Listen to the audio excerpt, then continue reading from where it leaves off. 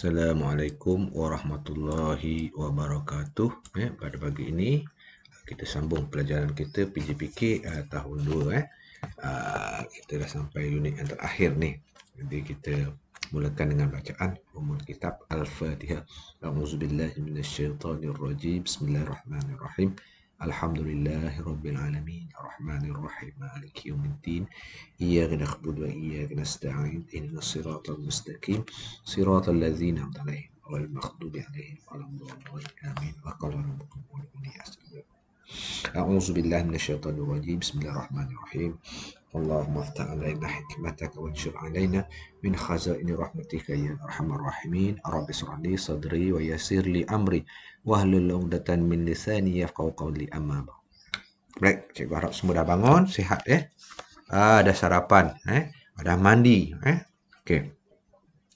Baik, kita teruskan lagi. Kita dah sampai ke muka surat yang ke-104 lah. Unit ke-11, awas berhati-hati. Sub-unit bantuan segera. Jadi ini muka surat terakhir lah untuk pendidikan kesihatan. Ini unit yang terakhir, sub-unit yang terakhir. Jadi kita terus kepada buku teks kita pada hari ini. Cikgu tutup sekejap.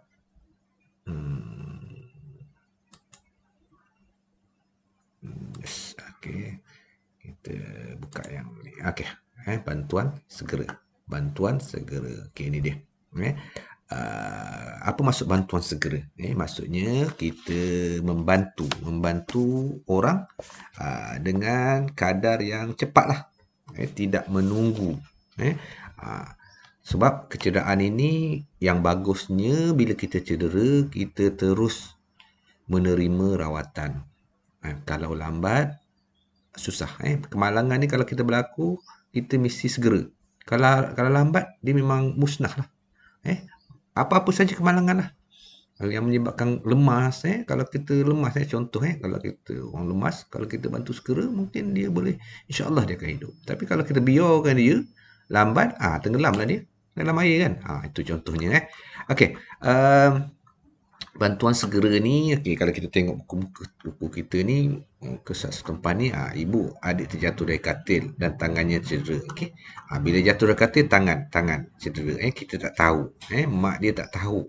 Mungkin patah ke, mungkin terseliuh. Jadi kita tak pakar. Jadi apa kita buat? Mari hantar adik ke hospital. Ini kemalangan di rumah lah. Jatuh. Biasa budak biasa gini. Tangan budak-budak ni tulangnya lembut. Jadi bila jatuh je mudah mendapat kecederaan. Jadi kalau kita biasanya kalau jatuh tangan tu terkulai lah sebab dia lari dia punya sendi-sendi tu jadi kita perlukan rawatan segera. Kalau biarkan nanti dia makin bengkak. Susah. Sakit dan sebagainya. Sakit tentulah. Yang keduanya di sini di sekolah situasi di sekolah kita tengok apa berlaku ni. Situasi di sekolah ni murid ni kemalangan. Kemalangan ni bukannya bila sebut kemalangan ni maksudnya malang. Malang ni tak semestinya kalau disebut kemalangan orang akan teringat apa? Teringat aksiden kereta. Tidak. Kemalangan ni maksudnya malang, macam-macam perkara malang. Okey. Di sekolah dia nampak bilik sains terbakar. Jadi apa bantuan segeranya? Apa bantuan segeranya? Cikgu ni cakap akan telefon bomba. Kenapa tak telefon polis? Jadi bomba adalah orang yang bertanggungjawab untuk membantu kita memadamkan api. Jadi telefon bomba.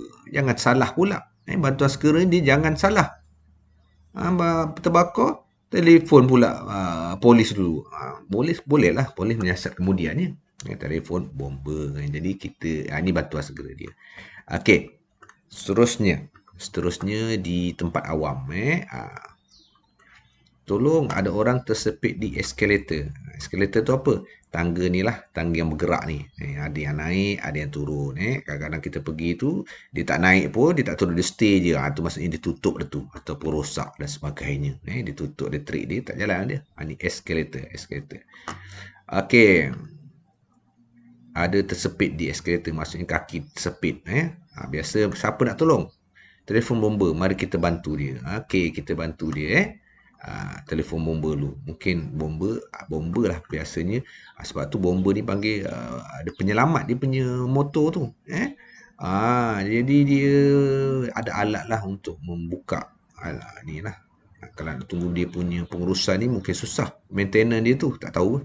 Jadi kita panggil segeranya. Kita telefon bomba. Okey.